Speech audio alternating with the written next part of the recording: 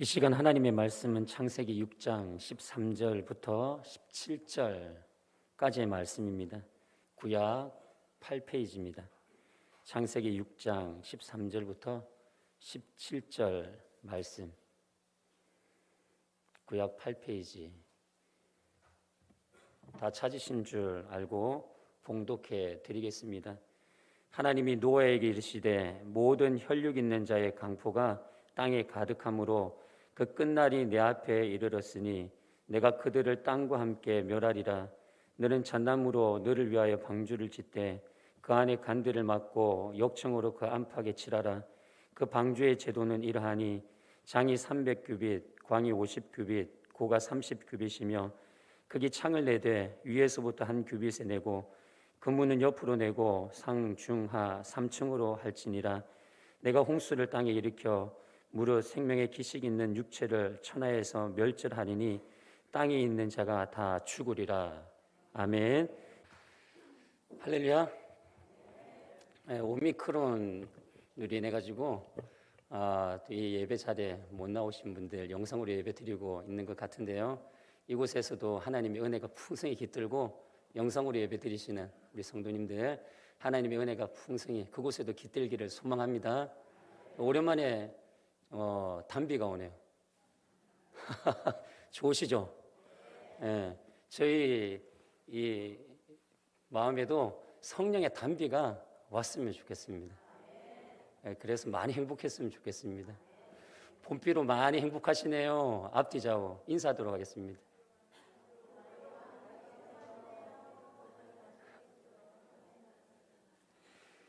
방주에 담긴 하늘의 영성이라는 제목으로 하나님의 말씀 보도록 하겠습니다.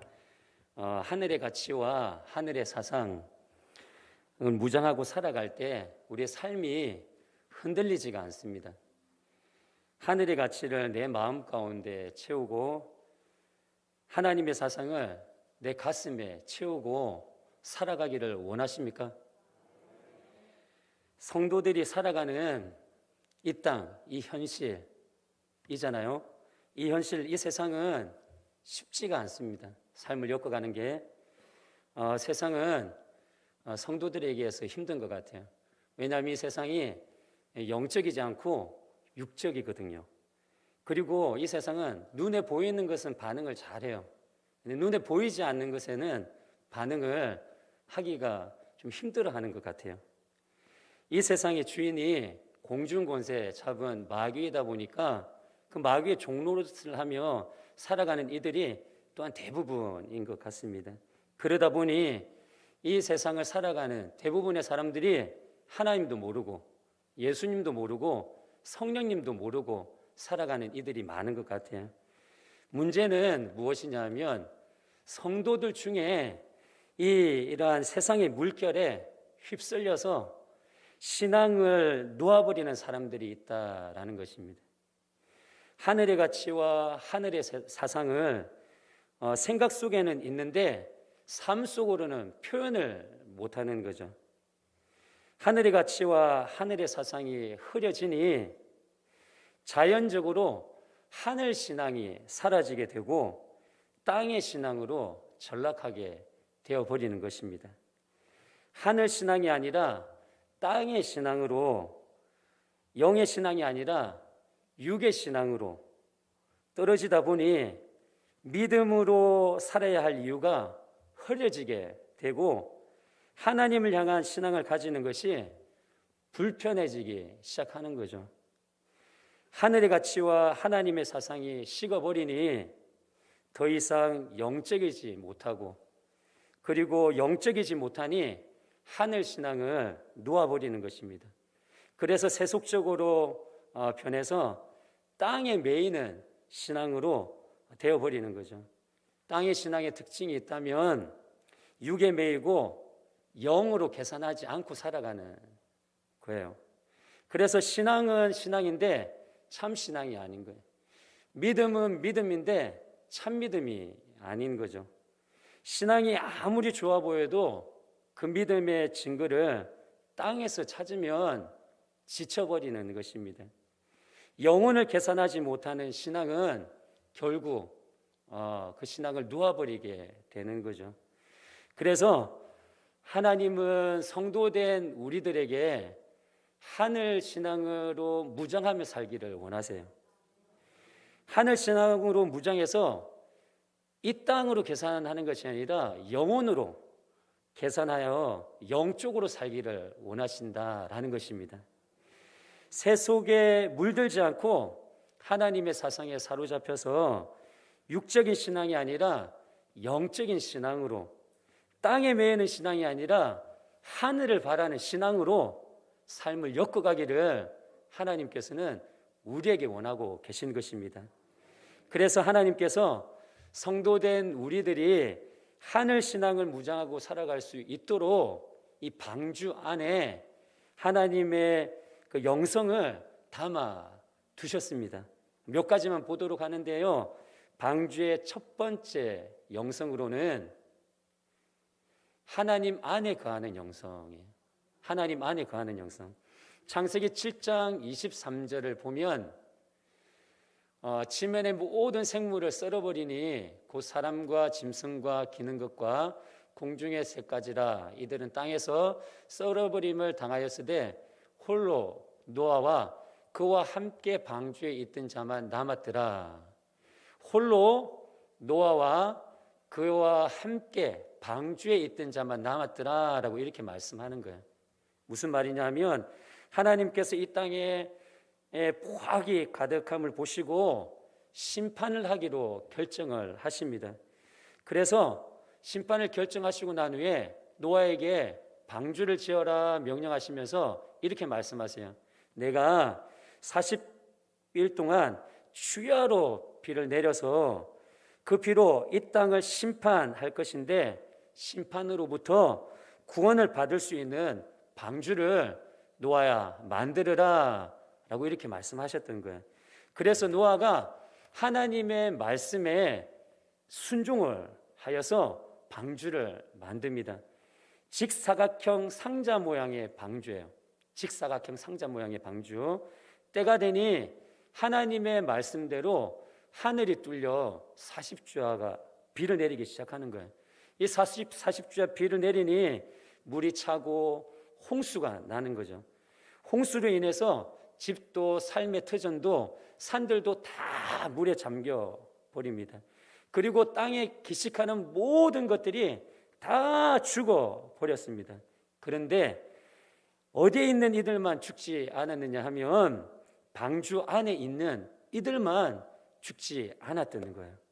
방주 밖에 있던 숨을 기식하는 모든 것들이 다 죽었습니다.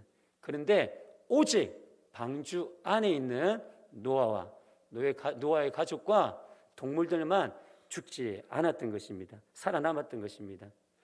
방주는 예수 그리스도를 상징하거든요. 그래서 성도된 우리가 하늘 신앙으로 살기 위해서 노아가 방주 안에 있듯 예수 안에 있어야 될 줄 믿습니다. 이 험악한 세상에서 하늘 신앙을 가지고 생명력 있는 삶을 살아내기 위해서는 예수 그리스도 안에서 삶을 엮어가야 한다라는 것입니다. 요한일서 5장 11절 12절은 이렇게 말씀하세요. 또 증거는 이것이니 하나님이 우리에게 영생을 주신 것과 이 생명이 그의 아들 안에 있는 그것이니라. 아들이 있는 자에게는 생명이 있고 하나님의 아들이 없는 자에게는 생명이 없느니라 말씀하세요. 그래서 이 험악한 세상에서 예수 그리스도 안에 예수님이 주시는 그 하늘의 생명력으로 영혼을 계산하며 하늘 신앙으로 살아갈 때에 하나님께서 우리의 삶을 보시고 기뻐하실 줄 믿습니다. 이것이 하나님 안에 거하는 영성인 거예요. 그렇다면 성도된 우리들이 험악한 세상에서 하나님 안에 거하는 삶을 살아야 되는데 예수 그리스도 안에서 생명력 있는 삶을 살아내고 있음을 험악한 이 땅에서 하늘 신앙으로 살아가고 있는 모습을 보이고 나타내야 되잖아요. 그럼 어떻게 살아갈 때에 이 하나님 안에 거하는 신앙, 예수 그리스도 안에 있어 생명력 있는 신앙을 살아가는 모습이 보여질까? 바로 하나님의 말씀에 순종하는 삶인 것입니다. 하나님의 말씀에 순종하는 삶을 살아야 하나님 안에 거하는 삶이 되는 거예요. 창세기 6장 22절을 보면 이렇게 말씀하세요. 노아가 그와 같이 하되 하나님이 자기에게 명하신 대로 다 준행하였더라. 노아가 하나님의 말씀대로 다 준행하면서 살았던 거예요. 그런데 보세요. 하나님이 노아에게 방주를 만들어라 라고 이렇게 얘기를 하세요. 그런데 노아가 방주를 짓는 일이 어려웠을까요? 어려웠을까요? 할렐루야.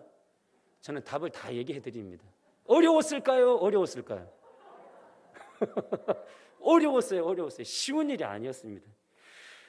햇빛이 쨍쨍한 날 산 중턱에서 방주를 만드는 거예요. 사람들이 노아를 보는 시선이 어땠을까요? 노아 이 바보야. 이렇게 화창한 날에 비가 오지도 않은 이때 홍수가 난다고 이 난리니 노아 이 바보야. 이렇게 햇살이 좋은 날에 하나님이 물로 심판한다고? 아니지. 그렇게 사람들은 노아에게 손가락질을 하면서 노아를 바보 중에 상바보로 바라보았던 거예요. 노아는 하나님의 말씀대로 사는 것이 정말 힘들었고 고통스러웠습니다. 사람들의 손가락질을 받아야 했어요. 그런데 이 사람들의 손가락질 말고도 생각해 보세요. 산 중턱에서 노아가 1년, 2년, 3년 동안 방주를 짓는 거예요. 만드는 거예요. 근데 3년이 지나도 똑같아요. 변함이 없어요. 햇살은 강렬하고 홍수가 날 기미가 보이지 않는 거예요. 10년, 20년, 30년이 지나도 변함이 없어요. 50년, 100년이 지나도 햇살은 강렬해요. 비가 올 것 같지가 않아요. 하늘의 징조가 보이질 않아요. 노아는 포기할 만도 한데 포기하지 않습니다. 120년 동안 하나님의 말씀대로 방주를 만드는 일을 한결같이 변함없이 감당해 내었고 하나님의 말씀을 준행하였던 것입니다. 사랑하는 성도님들, 이것이 하나님 안에 거하는 영성이에요. 예수 그리스도 안에서 하늘 신앙으로 살아가는 영성인 것입니다. 하나님의 말씀이 내 사고, 내 생각, 내 지식으로 이해되지 아니할지라도 하나님의 말씀에 순종하는 삶인 것입니다. 현실이 변하지 않고 그대로일지라도 순종하는 삶인 것입니다. 그렇게 순종하고 살면 때가 되어 하나님께서 구원을 허락하여 주시고 역사하심을 경험하며 살게 될 줄 믿습니다. 그리고 이런 영성으로 살아갈 때 현실이 어떠할지라도 흔들림이 없는 삶을 살아가는 거예요. 할렐루야. 그런 삶을 살아내시는 저와 여러분 되기를 주님의 이름 축복드립니다. 두 번째 영성은 무엇이냐 하면 방주의 두 번째 영성, 하나님의 결국을 믿는 영성인 것입니다. 창세기 7장 18절을 보면 창세기 7장 18절을 보면 물이 더 많아져 땅에 창이라며 방주가 물 위에 떠다녔으며 라고 이렇게 말씀하고 있어요.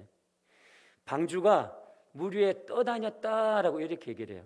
무슨 말이냐 하면 세상은 40주야 비가 내리고 홍수가 났어요. 홍수로 인해서 물이 세상에 다 덮여져 있는 상태인 것입니다. 그래서 이 홍수로 인해 가지고 이제 방주가 어떻게 되냐면 물 위에 떠올라요. 직사각형 상자라고 말씀드렸는데 진짜로 그냥 직사각형 상자예요.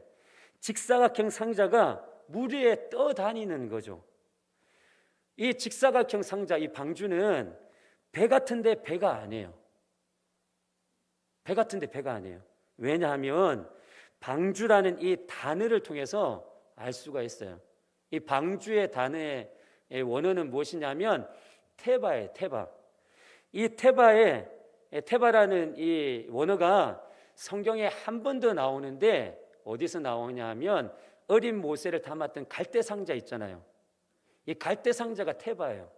그래서 노아가 지은 방주는 어마무시하게 큰 테바였고 어린 모세가 담겨 있던 갈대 상자는 아주 작은 테바였던 것입니다. 그런데 이 테바에 특징이 있어요. 배 같은데 배가 아니에요. 무슨 말이냐면 배는 돛도 있고 닷도 있고 노도 있고 키도 있어야 돼요.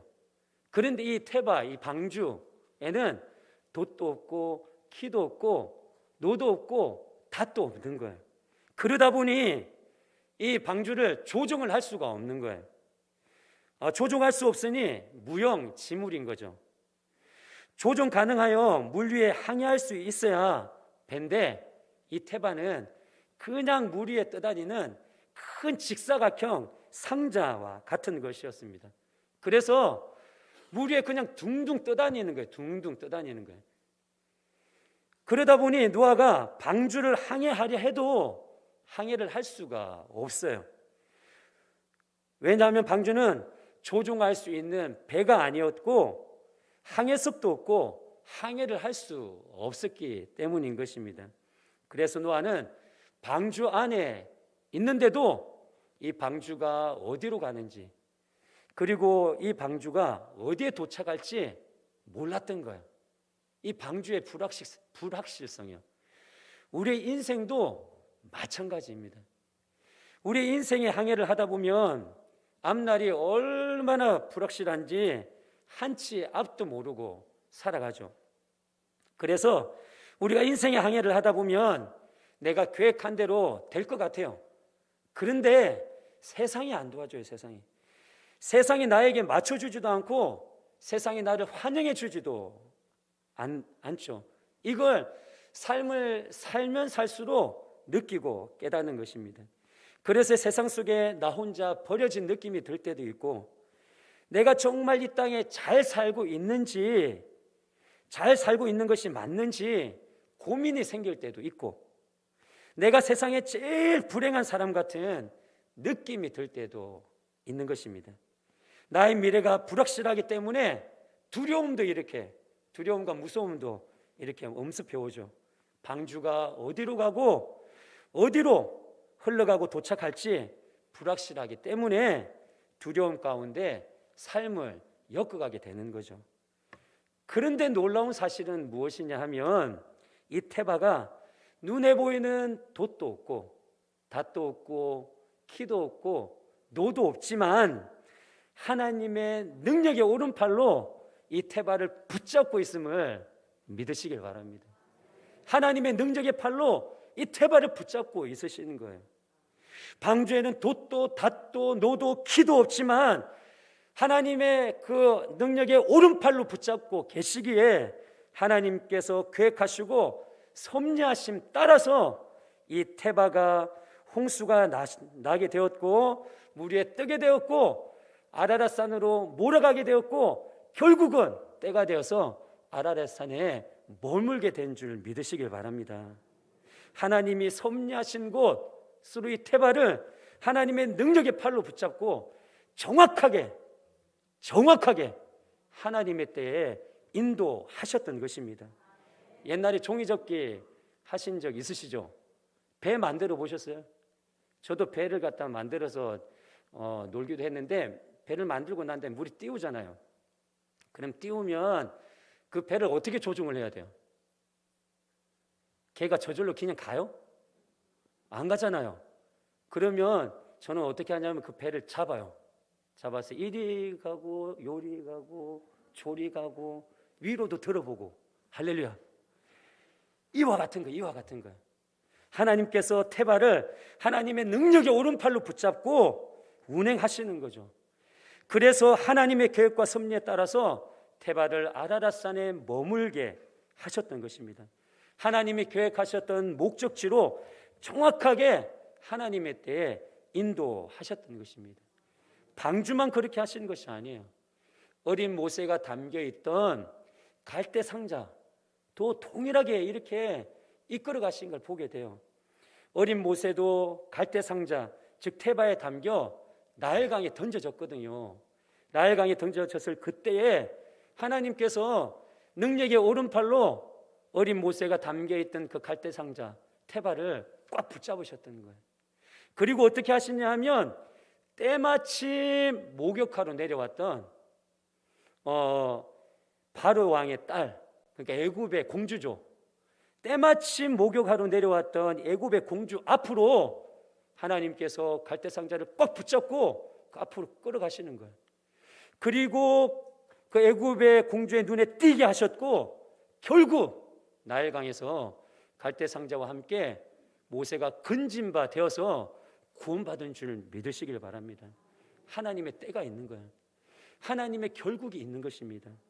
노아도 이 결국 방주를 짓기 시작하여 완성한 이 기간인 120년이 되는 때에 홍수가 나서 세상의 모든 것이 멸망할 때에 노아는 자신이 120년 동안 인내하고 한결같이 하나님의 말씀에 순종하며 지었던 이 방주를 통해서 결국 구원을 받았던 거예요. 할렐루야. 사랑하는 성도님들, 우리의 인생도 태바와 같다라는 거예요. 우리도 인생을 살아보면 몰라요. 진짜 돛도 없고 닷도 없고 노도 없고 키도 없이 그냥 인생을 항해하는 것 같은 느낌이 들어요. 그러다 보니 미래에 대한 불확실성 때문에 무서움과 두려움이 몰려오는 거죠. 그런데 우리에게 소망이 있는 것은 무엇이냐 하면 태바된 나의 인생을 하나님께서 능력의 오른팔로 붙잡고 계시다라는 거예요. 꽉 붙잡고 계시다라는 것입니다. 그래서 나를 하나님의 결국으로, 하나님의 계획하신 대로, 하나님의 섭리하신 대로, 하나님 목적하신 대로 능력의 팔로 꽉 붙잡으시고 그렇게 나의 인생의 태바를 이끌어 가시는 거죠. 정확하게 하나님의 때에 그곳으로 도착하게 하시고 그 순간 하나님을 영화롭게 하는 줄 믿으시길 바랍니다. 그래서 현실이 나를 거부를 하고 현실이 나를 도와주지 아니할지라도 낙심할 필요 없는 거예요. 낙담할 필요가 없는 것입니다. 흔들릴 필요가 없어요. 하나님이 나를 꽉 붙잡고 계시거든요. 그리고 하나님의 명령하시면 이해되지 않더라도 그 말씀에 한결같은 믿음으로 변함없이 순종하며 따라야 하는 것입니다. 왜냐하면 나의 인생의 태바를 하나님의 능력의 팔로 꽉 붙잡고 계시거든요. 하나님의 때에 결국 하나님이 계획하신 대로 이끌어 가시고 그 삶을 통해서 하나님께서 영광을 받으시기 때문인 것입니다. 하나님의 결국은 반드시 도래할 것입니다. 우리 목양교회도 여기 있는 이동우 목사에게 두신 하나님의 결국도, 그리고 예배드리는 성전에서 예배드리는 성도님 각자에게 두신 하나님의 결국도, 영상으로 예배드리시는 성도님들의 그 인생의 그 결국도 반드시 도래할 것입니다. 하나님의 영광을 위해서 하나님께서 하나님의 능력의 팔로 꽉 붙잡고 우리 인생을 이끌어가기 때문인 줄 믿으시길 바랍니다. 그런데 그것 아세요? 이것이 나를 위한 일이다라는 거예요. 나를 위해서 하나님께서 이 결국으로 이끌어 가시는 거예요. 하나님의 때를 주시는 거예요. 이 태바를 하나님의 능력의 팔로, 인생의 태바를 하나님의 능력의 팔로 꽉 붙잡고 이끌어 가시는 거예요. 무슨 말인지 이해가 되세요? 하나님이 노아에게 정말 이 어려운 방주를 지어라 하셨어요. 그리고 명령을 하시고 난 후에 하나님께서 노아에게 이렇게 말씀하세요. 창세기 6장 14절 말씀입니다. 너는 잣나무로 너를 위하여 방주를 짓되 너를 위하여 방주를 지어라 라고 이렇게 말씀하시는 거예요. 노아야, 너를 위해서 방주를 지어. 맞아, 너의 삶을 통해서 내가 영광을 받는 건 맞는데 너를 위해서 이 방주도 지어져야 돼. 이 방주를 통해서 나도 영광을 받지만 너도 이 방주를 통해서 은혜를 입어야 돼. 너를 위해 방주를 지어라 하시는 것입니다.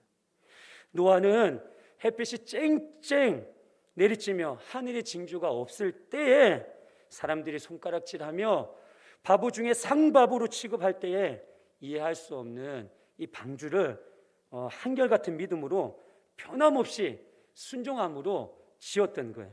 그랬더니 하나님의 말씀대로 정말 홍수의 심판이 하나님 때에 임하게 되었고, 금방 말씀드렸던 것처럼 이 방주를 통해 가지고 노아가 구원받은 줄 믿으시길 바랍니다.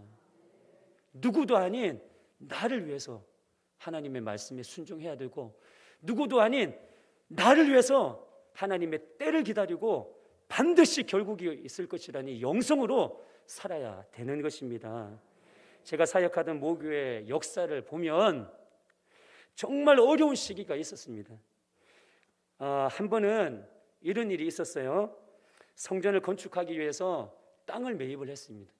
근데 땅을 매입을 했는데 우리 모교회도 그 땅을 매입했는데 그 땅을 우리 모교회만 매입한 것이 아니고 다른 교회도 매입을 한 거예요. 그러니까 이중 계약이 된 거예요. 이중 계약이 된 거예요.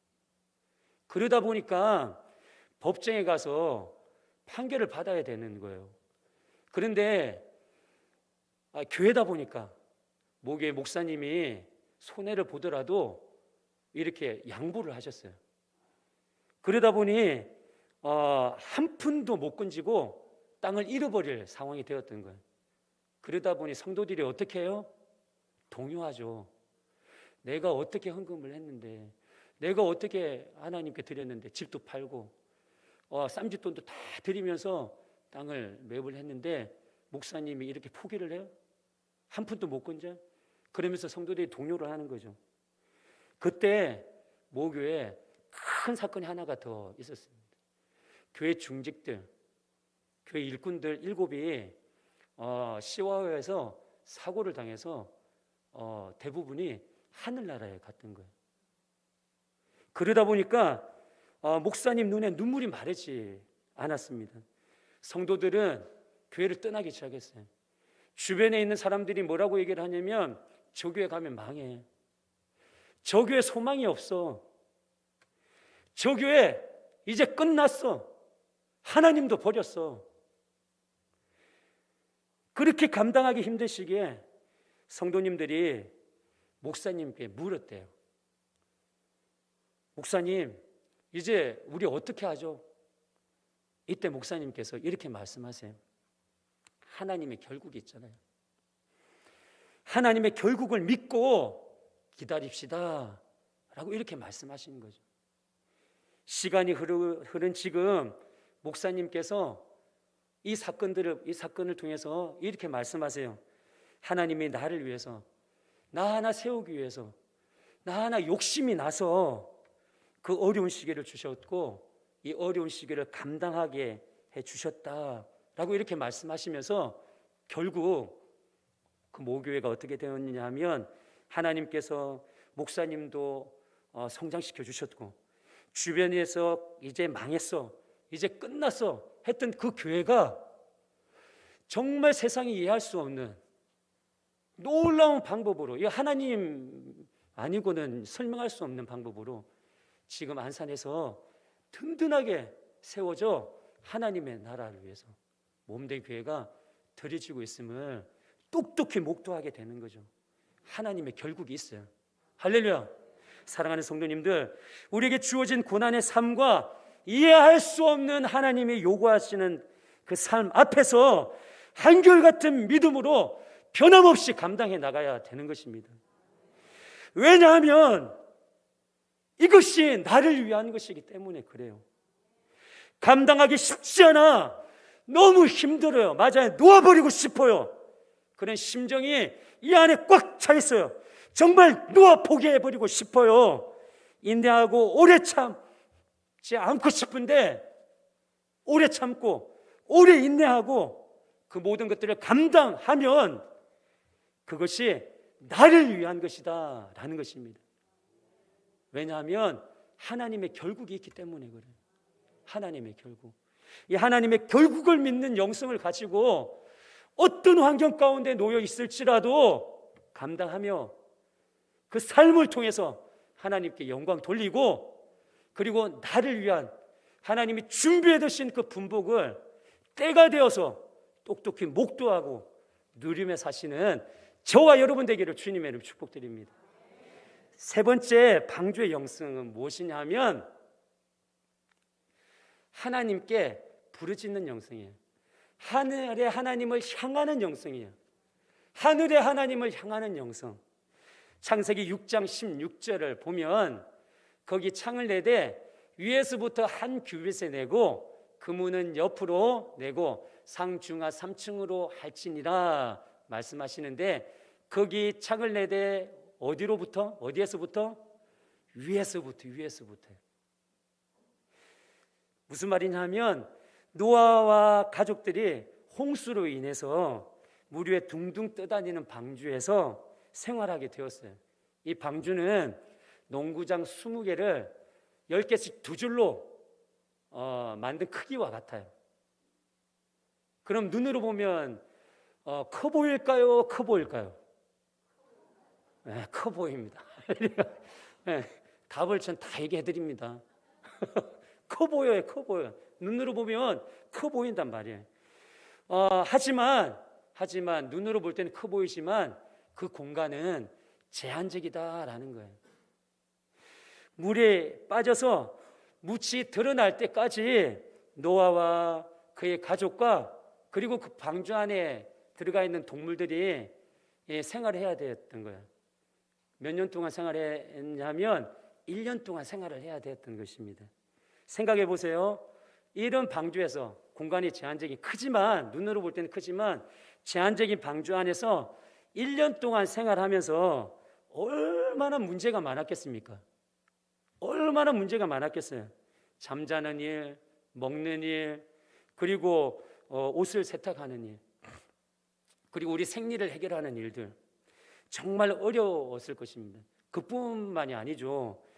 방주에 창이라고는 하나밖에 없거든요. 근데 창이 하나밖에 없는데 동물들의 배설물 냄새, 똥내, 지른내, 찌린내 얼마나 심했겠습니까? 그리고 동물들의 제잘거림, 시끄러워서 미쳤을 거예요. 방주에는 이런 문제 말고도 생각지도 못한 그런 문제들이 연신 생겨나는 것이었습니다.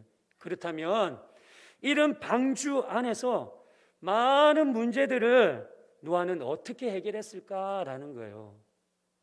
하나님의 방주에 숨겨놓은 영적인 비밀을 보면 하나님께서 방주에 창을 하나 내셨던 거예요. 그런데 이 창을 어디다 내셨느냐 하면 방주의 옆면에 낸 것이 아니고 방주의 천장에다가 내었던 거예요. 천장에. 그래서 방주의 천장에 창문을 하나 내고 그 하늘로 뚫려 있었던 것입니다. 하늘로 창문이 하나 뚫려 있었던 거예요. 하나님께서 방주에 옆에다가 창을 낸 것이 아니고 하늘에다가, 천장에다가 창을 만들어서 하늘로 뚫어 놓으신 이유가 무엇일까? 영적인 의미가 있다라는 것입니다. 하나님께서는 방주 안에 있는 많은 문제들이 일어날 때에 노아가 그 문제를 해결할 수 있는 능력이 없다라는 것을 아셨던 거예요. 그래서 하나님은 노아가 감당해야 될 문제가 생길 때마다 하늘로 뚫려 있는 창을 통해서 하늘의 하나님을 향해 마음껏 부르짖기를 원하셨던 거예요. 이 많은 문제들을 가지고 꽁꽁 싸매고 걱정 근심하면서 말라 비틀어지고 살도 이렇게 빠지면서 말라 비틀어지는 그런 삶이 아니라 그 많은 문제들을 풀어 헤쳐서 하늘로 뚫려 있는 그 창을 통해 하늘의 하나님을 바라보면서 그 많은 문제들을 하늘을 향해서 쏟아붓기를 원하셨던 거예요. 부르짖기를 원하셨던 것입니다. 정말 해결할 수 없는 많은 문제들 앞에 노아가 할 수 있는 것은 하늘로 뚫려 있는 그 창을 통해서 하늘의 하나님께 부르짖는 일밖에 없었던 거예요. 노아가 방주에서 할 수 있는 것은 그것밖에 없었습니다.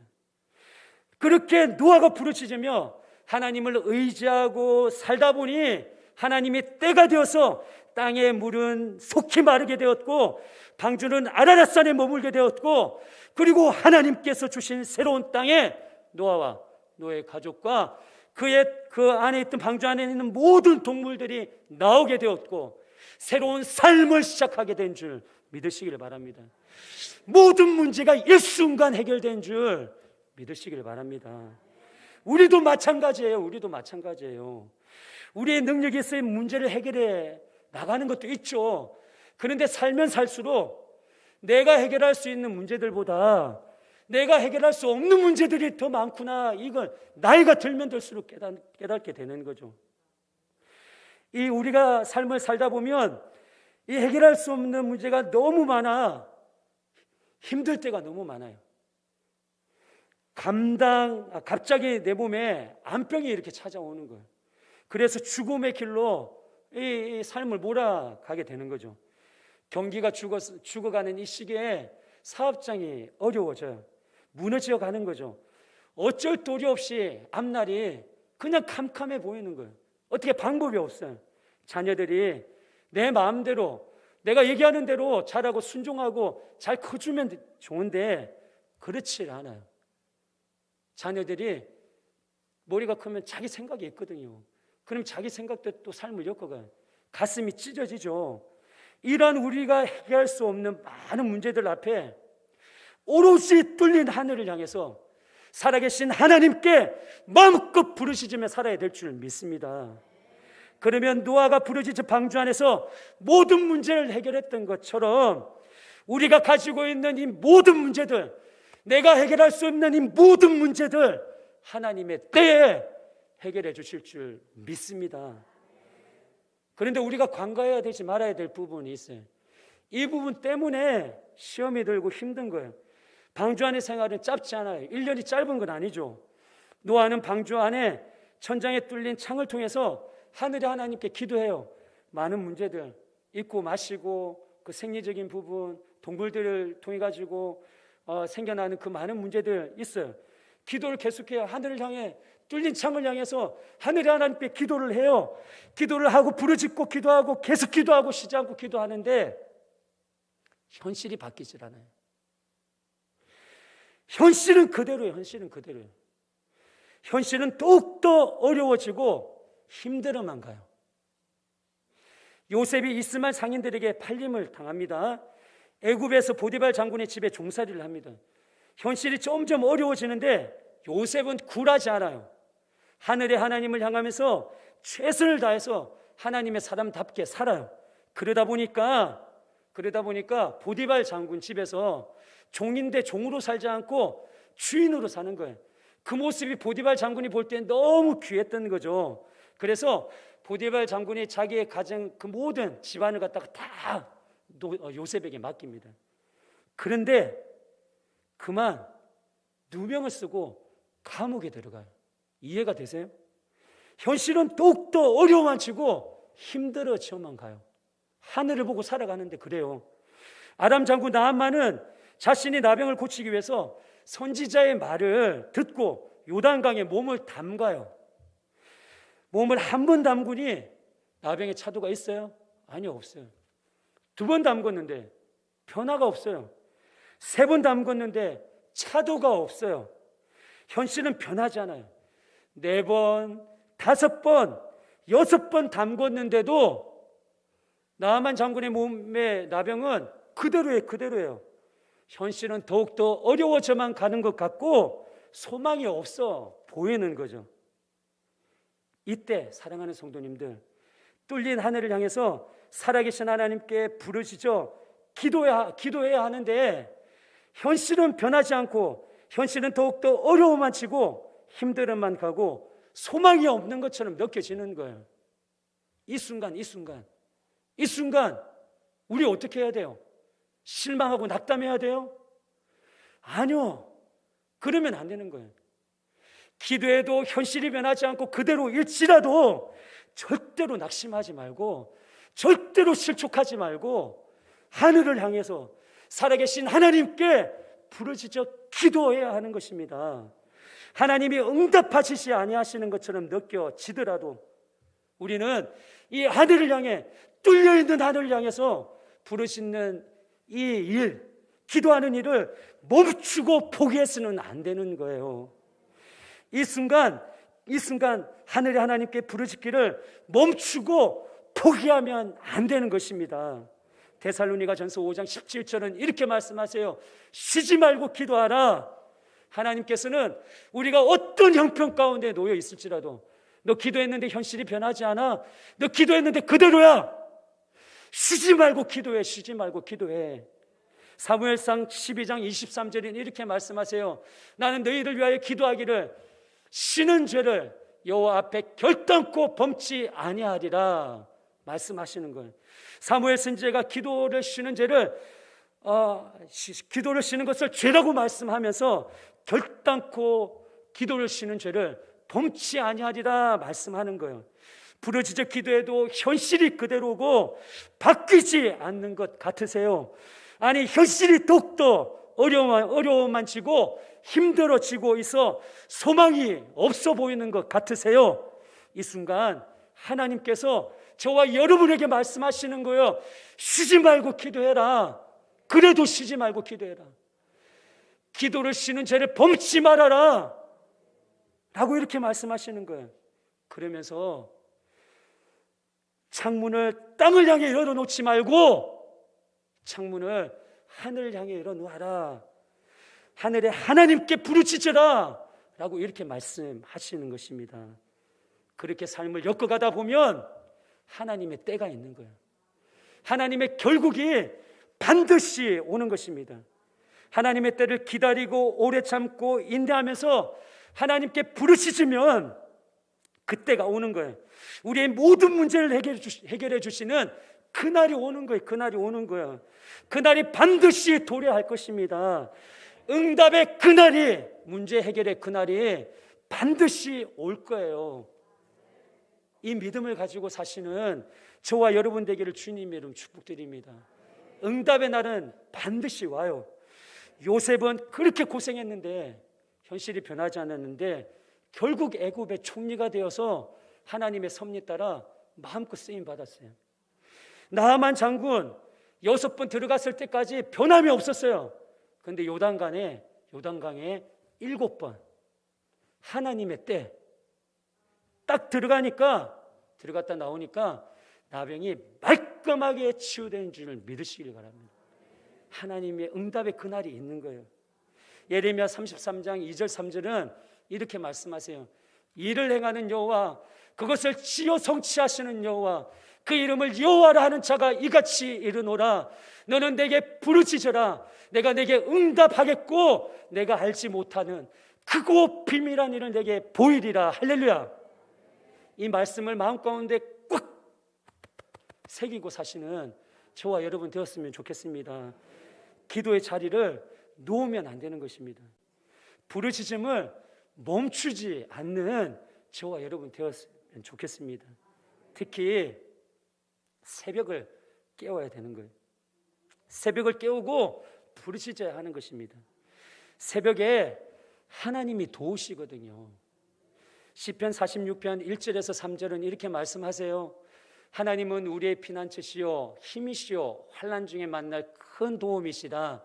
그러므로 땅이 변하든지 산이 흔들려 바닷 가운데 빠지든지, 힘든 상황인 거예요. 바닷물이 흉흉하고 뛰놀든지 그것이 넘침으로 산이 요동할지라도 삶이 흔들리는 걸 말하는 거예요. 우리는 두려워하지 아니하리로다. 이렇게 말하고 난 후에 시편 기자가 5절에서 뭐라고 말씀하시냐 하면 함께 읽겠습니다. 시작. 하나님이 그 성 중에 거하심에 성이 요동치 아니할 것이라. 새벽에 하나님이 도우시리로다. 할렐루야.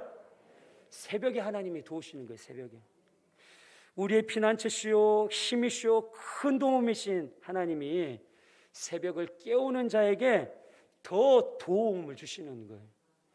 맞아요. 살아계신 하나님은 편만하신 하나님이십니다. 성도된 우리들의 삶을 깊이 간섭하시고 도우세요. 그런데 제가 경험한 하나님은 정말 새벽을 깨우는 자에게 더 도와주시는, 경험하게 되는 거죠. 한 권사님이 계세요. 자녀들을 보면 머리가 그렇게 좋아 보이지 않아요. 제가 그것을 어떻게 아느냐 하면 중등부 담당하고 있을 때 그 권사님의 자녀들을 이렇게 양육을 했거든요. 그래서 제가 제 제자기 때문에 알아요. 그런데 권사님의 아들, 딸이 놀랍게 학교를 갔다가 우리가 생각하지 못하는 그곳으로 가더라고요. 그냥. 그리고 결혼을 얼마나 잘하는지 배우자를 잘 만나가지고 믿음의 가정을 꾸리는 것을 보았습니다. 이뿐만이 아니에요.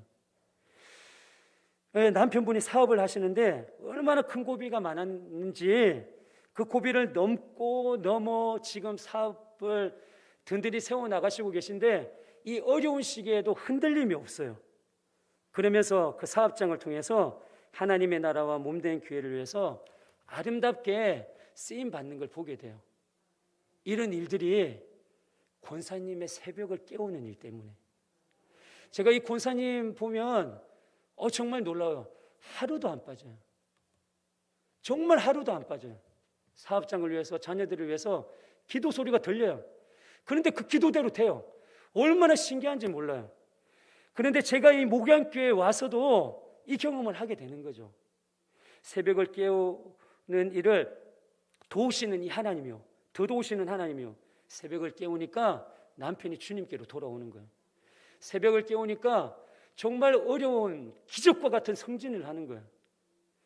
새벽을 깨우니까 가게를 얻기 위해서 부단히 돌아다녔는데 딱 알맞은 곳에 하나님께서 예배 주시는 거죠. 맞습니다. 새벽을 깨우고 부르시는 일이 이런 것들을 계산하고 드려지지는 않죠. 그런데 더 중요한 것은 무엇이냐면 하나님께 새벽을 깨우면 순간순간 응답해 주시고 그러면서 우리의 삶을 세워가세요. 그런데 중요한 것은 무엇이냐면 정말 새벽을 깨우고 부르시길 원하시는 하나님의 이유가 있어요. 하나님께서는 나에게 담아두신 하나님의 뜻과 영광, 크고 은밀한 일을 깨닫게 해주신다라는 거예요. 하나님의 성도된 우리에게 가장 주고 싶은 성령의 충만함을 그 순간에 허락해 주시는 줄 믿으시길 바랍니다. 그래서 새벽을 깨워야 되는 거예요. 하루하루 새벽을 깨워 하나님 앞에 하루를 올려드리고 일주일을 올려드리는 거예요. 맞아요. 여러분의 고충을 제가 모를 리가 있겠습니까? 우리의 삶이 얼마나 복잡하고 힘들어요. 그리고 요즘 생활 패턴을 보면 저라고 뭐 별다르지 않습니다. 밤 12시가 넘어도 하루 일과가 끝나지를 않아요. 동의하시죠? 세상이 그렇게 흘러가고 있어요.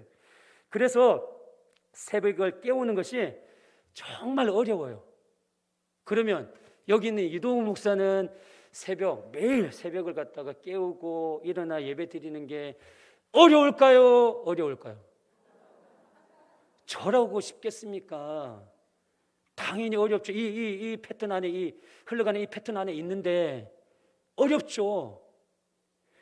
어떤 목사님이, 또 모교회 목사님이 이제 아들이 목회를 하기를 원했던 거예요. 그래서 자주 그 얘기를 하는데 하루는 이 아들이 이렇게 얘기를 하는 거예요. 아빠, 내가 교회를 세우면 새벽 기도는 없앨 거야. 목사님이 그 얘기를 듣고 그래? 난 네 교회 갈게. 목사님도 어려우신 거예요. 어려운 거예요. 맞아요. 그런데 꼭 기억해야 될 것은 무엇이냐 하면 누구나 가기 쉬운 길이 아닌 누구도 가지 않는 그 길을, 그 어려운 길을, 누구도 가지 않는 그 길을 갈 때에 하나님께서 기뻐하시고 하나님이 역사하신다라는 거예요. 넓은 길이 아니라 좁은 길을 갈 때에 하나님께서 그 모습을 귀하게 여기시고 하나님이 삶 가운데 역동해 주시는 것입니다. 저를 청빙하러 우리에게 목양교회 장로님들이 오셨는데 이렇게 여러 말을 하셨는데 제가 감동을 받은 말이 있습니다. 그래서 청빙을 받아들일 수 있었던 이 결정적인 말이었는데 제가 기도하고 이렇게 받아들였는데 이렇게 말씀하시는 거예요. 목사님, 지금까지는 큰 교회에서 편안하게 사역하셨잖아요. 교회에서 얼마나 편안하게 사역하셨습니까? 편안하게 사역하셨잖아요. 그런데 계속 그렇게 편안하게 사역하실 편안하게 사역하실래요? 이러시는 거예요. 그러면서 어려운 길, 쉽지 않은 길, 좁은 길을 걸어가시며 목회하시는 것이 하나님을 기쁘시게 하는 일 아니겠습니까? 이렇게 말씀하시는 거예요. 감동 먹었습니다. 할렐루야. 감동이 되었던 거예요. 사랑하는 성도님들, 한번 시도해 보는 거죠. 한번 시도해 보는 거예요. 육신을 복종시켜 새벽을 깨워보는 거예요. 되든 안 되든 한번 해보는 거예요. 그래서 감당이 되면 새벽을 계속 깨워 나가면 되는 거예요. 감당이 되면 주일, 월, 화, 수, 목, 금 6번 쭉 나오는 거죠. 감당이 안 되면 줄여 3번으로 줄여요. 그렇게 해보는 거죠. 감당이 안 되면 주중에 한 번이라도 나와보는 거예요. 한 주에 한 번씩. 그것도 감당 안 되세요. 2주에 한 번씩. 그것도 감당 안 되세요. 그럼 한 달에 한 번씩. 그렇게 한 번씩 하다가 하나님이 은혜를 주시면 한 달에 한 번 하는 거 2주에 한 번 하고, 2주에 한 번 하는 거 한 주에 한 번 하고, 한 주에 한 번 하는 거 한 주에 3번 하고, 그러면서 6번 온전히 하나님 앞에 올려드리며 새벽을 깨워나가며 몸된 교회를 위해서, 나의 삶을 위해서, 우리 가족을 위해서, 사업장을 위해서, 일터를 위해서, 자녀들을 위해서 쏟아 부어보는 거죠. 그런데 육신을 쳐 복종시켜 새벽을 깨우는데도 안 되는 분들이 계세요. 진짜로 그런 분들이 있으시더라고요. 그래도 괜찮아요. 그래도 괜찮아요. 그러면 어떻게 하느냐? 할 수 있는 방법을 찾으면 되는 거예요. 그러면 하루에 한 번씩 직장 마치고 와서 성전에 와서 기도하고 부르짖는 거죠. 그러면 그 방법을 찾아서 이렇게 하나님 앞에 올려드리면 하나님께서 새벽을 깨우는 이들과 동일한 역사를 허락해 주실 줄 믿습니다. 요즘 새벽에 나오시는 분들이 새벽에 기도의 불을 지피려고 함께 이렇게 부르짖어 기도를 많이 해주세요. 얼마나 은혜가 되는지 모릅니다. 저도 부르짖으면서 성도님들 한 가정 자녀들의 이름을 불러가면서 부르짖어 기도하고 있어요. 함께 하면 정말 하나님께서 역사해 주실 것 같은 심정이 이 안에 하나님이 주시는 것 같아요. 이 마음에. 그래서 이거는 내 소망이니까 저기 소예배실이 아니라 여기 꽉 찼으면 좋겠어요. 그냥 할렐루야. 제 소망이에요. 하나님이 그렇게 해주실 거라고 믿고, 그러면서 하루하루 하나님 앞에 올려드리면서 이렇게 내 삶은 주님의 손에 달려 있습니다. 내 삶은 주님의 것입니다. 이렇게 고백하며 사시는 저와 여러분들에게 주님의 축복드립니다. 방주에 담긴 하늘의 영성은 하늘의 하나님 안에 거하는 영성, 하늘의 하나님의 결국을 믿는 영성, 하늘의 하나님을 향하는 부르짖는 영성입니다. 하나님은 방주에 담긴 하늘의 영성을 노아에게 요구해요. 노아는 그 요구대로 살았어요. 창세기 6장 8절에 보면 노아는 하나님의 은혜를 입은 자예요. 노아는 하나님으로부터 은혜를 입은 자였던 것입니다. 하나님은 바로 노아처럼 하나님의 은혜를 입은 자들에게 방주의 영성으로 하늘의 삶을 살기를 원하시는 거예요. 요구하시고 그리고 그 요구대로 살기를 원하시는 거예요. 사랑하는 성도님들, 하나님의 은혜 입은 자 맞습니까? 자격 없는 자에게 값없이 베풀어 주신 은혜를 받아 누리며 살아가는 저와 여러분 맞아요? 맞다면 은혜 입은 자로 방주에 담긴 하늘의 영성으로 천국을 살기 위해서 영적인 씨름을 하며 사는 저와 여러분 되기를 주님의 이름 축복드립니다. 세상 속에서 세속에 빠져 호적되지 말고 땅에 매이는 신앙으로 삶을 살아가는 것이 아니라 하늘의 하나님을 향하는 하늘의 신앙으로 나의 삶의 터전, 내가 있는 그곳을 천국으로 만들어내고 천국을 살아내는 복된 삶을 엮어가시는 저와 여러분 되기를 주님의 이름 축복드립니다. 그러면 이 험악한 세상에, 영적으로 지륵 같은 이 세상에서 우리가 이 어두운 하늘의 별처럼 빛나는 삶을 살게 될 줄 믿습니다. 그 모습을 보시고 하나님께서 기뻐하실 거예요. 할렐루야. 하나님이 주신 이 말씀을 부여잡고 영적인 씨름을 하며 절대로 낙심하지 마시고 소망 가운데 거하며 흔들림 없이 복된 삶을 엮어가시는 저와 여러분들에게 주님의 이름 축복드립니다. 아멘.